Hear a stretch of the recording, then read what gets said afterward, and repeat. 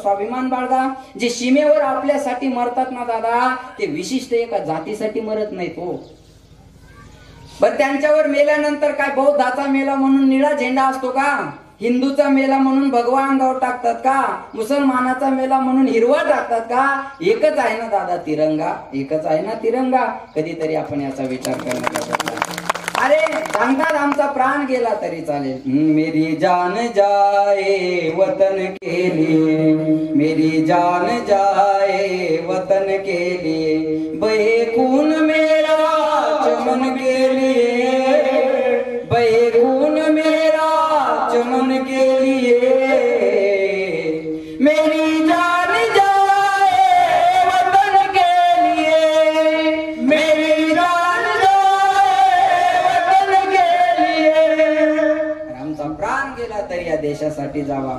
जो सरहद पे मुझको शहादत मिले, जो सरहद पे मुझको शहादत मिले, तिरंगा उड़ाना कफन के लिए, तिरंगा उड़ाना कफन के लिए, मेरी जान जाए वतन के लिए, मेरी जान जाए वतन के लिए, मेरी जान जाए वतन के लिए. अनेकांनी हा भारत स्वातंत्र्य व्हावा म्हणून आपल्या देहाचं बलिदान दिलेलं आहे दादा हो. 15 ऑगस्ट 1947 ला हा भारत स्वातंत्र्य झाला, पण हा स्वातंत्र्य भारत व्हावा याकरता अनेकांनी आपल्या देहाचं बलिदान दिलं. आणि हा स्वातंत्र्य झालेला भारत आज आबादित राहावा, सुरक्षित राहावा याकरता रोज मिलिटरीच्या सैनिकाचं बलिदान आहे दादा. रोज एकच उदाहरण सांगेन मी तुम्हाला. बघा, भगतसिंगाच्या जीवनातलं उदाहरण घ्या. भगतसिंगाला ज्या दिवशी फासावर लटकवायचं होतं ना, त्या दिवशी सकाळी भगतसिंग दंड बैठका काढत होते, व्यायाम करत होते. कधी?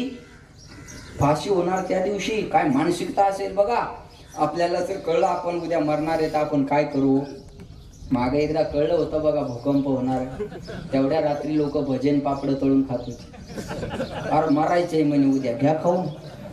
भगतसिंगांची मानसिकता बघा. कळलंच आपल्यापैकी कुणाला आपण उद्या मरणार आहे तर काय करू आपण. टाळ घेऊ, विना घेऊन मंदिरात भजन करत बसू? अजिबात नाही. आज उद्या मरायचंय. 2 किलोमीटर गावाच्या बाहेर एखादा धाबा पाहू, चांगला टेबल पाहू, आणि प्रत्येक ब्रँड त्याच्यावर बीपी, मॅकडॉल, रम, खजुरा, 90, भिंगरी काय असेल त्या सगळ्या एकाच आपण टेबलवर मांडू, आणि प्रत्येकाचा एक एक आस्वाद घेत घेत आपण मरून जाऊ. याच्यापेक्षा आपण दुसरं काही करणार नाही. मला भगतसिंगाने ज्या दिवशी फाशी होणार त्या दिवशी दंड बैठका काढत होते. जेलरला आश्चर्य वाटलं. त्या जेलरने विचारलं, आज तुम्हाला फाशी होणार आहे आणि व्यायाम कशासाठी करताय? भगतसिंगाने सांगितलं, जेलर साहेब तुम्हाला नाही कळणार, मी लहान होतो तेव्हा माझी आई देवाची पूजा करायची, आणि देवाची पूजा करायला फुलं आणायला मला पाठवायची. मी बागेतून फुलं तोडून आणायचो आणि सर्व फुलं माझ्या आईला द्यायचो, पण सर्वच फुलं माझ्या आई देवाला नाही व्हायची. मग त्याच्यातले टवटवीत गोंडस फुलं आहेत ना, तेच देवाला व्हायची, आणि सुकलेले फुलं मला परत फेकून द्यायला लावायची. मला त्या दिवशी कळलं, जेलर साहेब, देवाच्या चरणावर जागा मिळवायची असेल, देवाच्या पायावर जागा मिळवायची असेल तर सुकलेल्या फुलाला नाही, टवटवीत गोंडस फुलाला मिळते. मी आज माझ्या भारत मातेच्या समर्पणासाठी जात आहे. मी जर सुकलेल्या चेहऱ्याने गेलो तर माझी भारत माता माझा स्वीकार करणार नाही. म्हणून मी दंड बैठका काढतोय दादा. कधीतरी यांचा विचार करणं गरजेचं आहे. नुसतं जाती धर्मामध्ये वाटल्या जाऊ नका. बघा, आपण हिंदू आहे याचा स्वाभिमान बाळगा. आपल्या जातीबद्दल आपल्याला स्वाभिमान असावा, गरजेचा आहे. महाराज लक्षात ठेवा. आणि जाता जाता बोलेल, ज्या आई वडिलांना आपल्याला जन्माला घातलं त्या आई वडिलाला कधी विष पाजून मारू नका बघा. मातृदेवो भव, पितृदेवो भव, आचार्य देवो भव, अतिथी देवो भव. त्या म्हणणाऱ्या महाराष्ट्राचा जर आपण विचार केला ना दादा, त्या महाराष्ट्रात जेवढे काही वृद्धाश्रम आहेत त्यामध्ये हिंदूचे आई वडील जास्त आहेत. जेवढ्या काही भ्रूण हत्या होतात त्यामध्ये हिंदूचा क्रमांक प्रथम आहे. तेवढ्या काही वारकरी संप्रदायावर टीका केल्या जातात त्यामध्ये हिंदूचा क्रमांक पहिला आहे. आपणच आपल्या गोष्टीला विरोध करत राहतो. मी वारंवार हे बोलतोय, लक्षात ठेवा. बघा, सांगायचंय मला तुम्हाला, अरे या जगाच्या पाठीवर सर्वात मोठं प्रेमाचं पात्र जर कोणतं असेल तर त्याचं नाव आई वडील आहे. आणि ज्याच्या जीवनातले आई वडील गेले ना दादा, त्याच्या जीवनातला मायेचा सागर आटला म्हणून समजा. मुलीचं माहेर कुठपर्यंत असतं? जोपर्यंत तिची आई जिवंत आहे तोपर्यंत तिचं माहेर चांगलं आहे. एकदा का तिच्या जीवनातली आई गेली ना, माहेरचे दरवाजे तिच्यासाठी बंद आहे. बघा, जिची आई गेली तिला आईची किंमत विचारा. त्याच्या जीवनातला बाप गेला ना दादा, त्याला बापाची किंमत विचारा. लहानपणी माईचा हात ज्याच्या अंगावरून फिरला नाही त्याला आई काय असते विचारा. लहानपणी बापाचं छत्र नाहीसं झालं, घरच्या जबाबदाऱ्या अंगावर पडल्या ना, त्याला बाप काय असतो विचारा. वा विचारा बाप काय असतो दादा. 8-10 दिवसापूर्वी मुंबईच्या शहीद झालेल्या मेजर कौस्तुभ राणेच्या 2.5 वर्षाच्या पोराला विचारा बापाची किंमत काय असते. अरे आपला बाप कसा का असेना, नुसता दरुजात जरी बसलेला असला ना, कोण्या पाप्याची नजर आपल्या घराकडे जाणार नाही. बिन बापाच्या पोराने किती काम केलं तर लोक नाव ठेवल्याशिवाय राहणार नाही. 2च गोष्टीला जीवनात घाबरा बाबा, तिसऱ्या गोष्टीला घाबरू नका. 2च गोष्टीला घाबरा. पहिली गोष्ट घाबरा पापाला आणि दुसरी गोष्ट घाबरा बापाला. बस जो पापाला घाबरला त्याचा परमार्थ चांगला, जो बापाला घाबरला त्याचा प्रपंच चांगला. अरे आपला बाप आपल्यासाठी काय करतो सांगू तुम्हाला. आपले मायबाप आपल्यासाठी काय करतात हे जाणून घ्यायचं असेल ना दादा, 2च महिने बिना पैशाचं घराच्या बाहेर पडा आणि जगून दाखवा, मग कळलं आपला बाप आपल्यासाठी काय करतो. अरे पण आज शोकांतिका आहे महाराज. एका छोट्याशा घरात मायबाप 4-4 मुलांना सांभाळतात, पण त्या 4 मुलाच्या 4 बंगल्यात एका आईला आणि एका बापाला राहायला जागा मिळत नाही. अरे आपल्या घरात मोठा शोकेस ठेवायला जागा आहे, आपल्या घरात 6x4चा बेड करायला जागा आहे, आपल्या घरात 85 मीटरचा LCD ठेवायला जागा आहे. फक्त 3.5 हाताची जागा आईसाठी आणि 3.5 हाताची बापासाठी जागा मिळत नाही. ही शोकांतिका आहे. मी थोतांड मारणार नाही तुमच्या समोर. 4 दिवसापूर्वीची घटना आहे नांदेड जिल्ह्यातली, गोदमगावची, नायगाव तालुका. डॉक्टर अरुण गोदमगावकर एका बालरोग तज्ञाचे चिकित्सक डॉक्टर, आणि पोराला कष्ट करून अमेरिकेला पाठवलं, डॉक्टर बनवलं. जावाई डॉक्टर, मुलगी डॉक्टर, सून डॉक्टर, चौघही अमेरिकेसारख्या ठिकाणी राहत होते.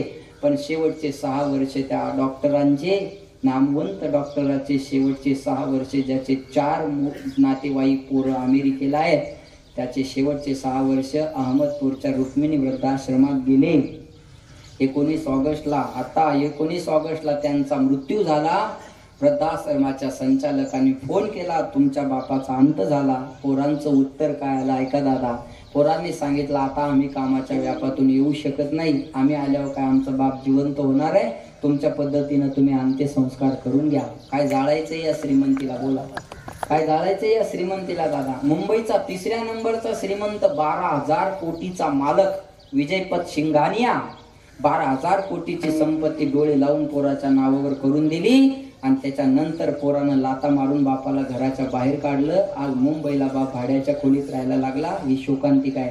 मी भाकड कथा सांगणार नाही तुम्हाला, मी तुमच्या अनुभवातलं बोलेल. काल माझ्या व्हॉट्सअपला एक बातमी वाचली बघा. मी पेपरची लिहिलेली नाही, लिहिलेली फेक असू शकते बघा. पेपरची बातमी आहे. एका पोरीची आई वारली आणि आई वारली, पोरीनं अंत्यसंस्काराला जायला नकार दिला आणि सांगितलं, माझ्या आईच्या अस्थी कुरिअरनी मला पाठवून द्या आणि माझ्या आईचा शेवटचं दर्शन मला व्हिडिओ कॉलवर करून द्या. ही आज परिस्थिती झालेली आहे. तुम्ही आज विज्ञानानं पुढे गेलात, पण सामाजिक मानसिकतेने फार खाली आलेलो आहोत आपण दादा, लक्षात ठेवा. आज पैशानं माणसं श्रीमंत झाले, पण मनानं फार दुर्भागी झालेले आहेत. पण आज मनाच्या श्रीमंतीची गरज आहे दादा. हे घडू नये कुणाच्या जीवनात. माझी एकच विनंती तुम्हा मायबापाला राहील बघा. आता आमच्या बापाला टेन्शन आहे का, आमचं पोरगा आम्हाला वृद्धाश्रमात पाठवल, बोला ना दादा. नाही, बस हेच करा. आपली श्रीमंतीच तीच आहे दादा. आपल्या पोरायनं म्हातारपणी आपल्याला आई आणि बाप म्हणून सांभाळावं, हीच माणसाच्या जीवनातली श्रीमंती आहे. नाही तर काय जाळायचंय होत्या श्रीमंतीला सांगा. अरे नातवात खेळायचे दिवस जर एकट्याला बसून वृद्धाश्रमात घालवायला लागत असतील तर याच्यापेक्षा आपलं दुर्भाग्य कोणतंही दादा. आणि कुणाची तरी मायबाप वृद्धाश्रमात जातात यासाठी फक्त मुलगा जबाबदार असतो असं मी अजिबात म्हणणार नाही. यासाठी त्या घरी येणारी कुणाची मुलगी सुद्धा जबाबदार आहे बघा. इथं बसलेल्या प्रत्येक सुनांना माझा एक प्रश्न आहे, खरं बोला. तुमच्या वहिनीनं तुमच्या मायबापाला कसं ठेवावं तुमच्या अपेक्षा आहे? तुमच्या वहिनीनं तुमच्या मायबापाला फुलासारखं जपावं असं तुम्हाला वाटतं, बरोबर ना? बरोबर ना माया, बरोबर आहे बघा. तुमच्या वहिनीनं जर तुमच्या मायबापाला फुलासारखं जपावं असं तुम्हाला वाटत असेल तर आमच्या मायबापाला तुम्ही फुलासारखं जपावं असं आम्हाला का वाटू नये? याच्यापेक्षा पुढचं सांगू. एका पोरीनं कालच्या राखी बंधनाच्या दिवशी, रक्षाबंधनाच्या दिवशी भावाला एक मागणी केली, दादा मला तुझ्याकडून आज गिफ्ट पाहिजे, मला तुझ्याकडून आज ओवाळणी पाहिजे, पण ती साडीची नाही, मोबाईलची नाही, गाडीची नाही, मला एकच ओवाळणी पाहिजे दादा तुझ्याकडून, की आपल्या आई वडिलाला तू कधी दुखवणार नाही आणि त्यांना कधी वृद्धाश्रमात पाठवणार नाही. पोरानं त्याच्या बहिणीला विनंती केली, ताई मला तुझ्याकडून पण एक वचन पाहिजे. काय? जसं तू आपल्या आई वडिलाबद्दल विचार करते ना, तसा तू तुझ्या सासू सासऱ्याबद्दल करावा, एवढं मला तुझ्याकडून सुचतं. अरे प्रत्येक आईनं जर आपल्या मुलीवर चांगले संस्कार टाकले तर मिळणाऱ्या सासूला चांगली सून मिळेल. आणि कोणत्या सासूला वृद्धाश्रमाच्या पायऱ्या चढण्याची वेळ येणार नाही. बघा, लक्षात ठेवा, मला काय सांगायचंय दादा, आपण आपल्या सासू सासऱ्याला त्रास दिला ना, त्याच्या व्याजासहित डबलनं त्रास तुमच्या वहिनीनं जर तुमच्या मायबापाला नाही दिला ना, तर मी कीर्तन करायचं बंद करेल. बघा, जैसी करणी, आता लई दिवस नाही, 4G जमाना आहे आजकाल. या हातान करायचं आणि हातान भरायचं. आता थांबायची गरज नाही. मला लक्षात ठेवा, एका पोरानं बाप वारला म्हणून आईला वृद्धाश्रमात नेऊन टाकलं. 15 दिवसाला भेटायला जायचा, थोडे पैसे खर्चायला द्यायचा, माघारी यायचा. एक दिवस वृद्धाश्रमातून फोन आला, बाळासाहेब तुमच्या आईची प्रकृती फार गंभीर आहे, आताच्या आता वृद्धाश्रमात हजर व्हा. तुम्हाला जर तुमच्या आईला जिवंत पाहायचं असेल तर वृद्धाश्रमात हजर व्हा. फोन केल्याबरोबर पोरगं वृद्धाश्रमात आलं. आल्याबरोबर आईनं तोंडावून हात फिरवला, बाळ आलास? हो आई, मी आलो. किती मोठे व्हा जीवनात, डॉक्टर व्हा, इंजिनियर व्हा, कलेक्टर व्हा, आमदार व्हा, खासदार व्हा, IAS व्हा, IPS व्हा, पंतप्रधान व्हा. घरी आल्याबरोबर तोंडावर हात फिरून बाळा जेवला का नाही म्हणणारी आई असते. आईनं हात फिरवला, बाळ आलास? हो आई, मी आलो. काय करू आई मी तुझ्यासाठी? पोराने विचारलं.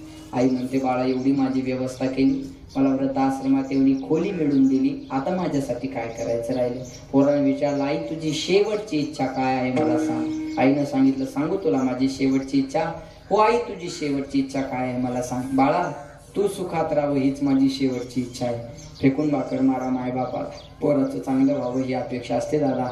पोराने विचारलं, आई तुझी आठवण म्हणून मी वृद्धाश्रमात काय केलेलं तुला आवडेल? त्या आईनं सांगितलं, बाळा माझी आठवण म्हणून एकच कर, या सर्व वृद्धाश्रमात माझ्या नावानं पंखे फिट कर. पोराला आश्चर्य वाटलं, आजपर्यंत आईनं पंखा मागितला नाही, आज पंखा कशाला मागते? आईनं पोराने विचारलं, आई पंखा कशाला मागते ग? आईनं सांगितलं, बाळा तुम्हाला वृद्धाश्रमात आणून टाकलं पण कधी विचारलं नाही रे तर पंखा आहे का नाही? अरे बिना फॅनच्या कित्येक तरी रात्रा मी इथं जागून काढल्या, पण तुझ्याकडे कधी फॅनची तक्रार केली नाही. पोराने विचारलं, आई मग आज फॅन लावून त्याचा तुला काय फायदा होणार? आईनं सांगितलं, बाळा माझं शरीर कष्टाचं होतं म्हणून बिना फॅनच्या कित्येक तरी रात्रा मी इथं जागून काढल्या, पण जेव्हा तुझे पोरं तुला या वृद्धाश्रमात आणून टाकतील ना, तेव्हा तुला ही गरमी सहन होणार नाही. काळजी दिला तुला आई म्हणतात. बघा, मला आई वडिलाबद्दल बोलायला लावलं तर मी किती वेळ बोलेल. अनेक प्रसंगावर माझे कीर्तन आहेत. यूट्यूबला माझं नाव सर्च करा, सोपान महाराज सानप. तुम्हाला मिलिटरीबद्दल, मुलीबद्दल, आईबद्दल असे वेगवेगळ्या विषयावर ऐकायला मिळेल. पुन्हा एकदा मी सर्वांना सांगेल, जीवनातली आई गेली बाप गेला की माणूस पोरका होत असतो.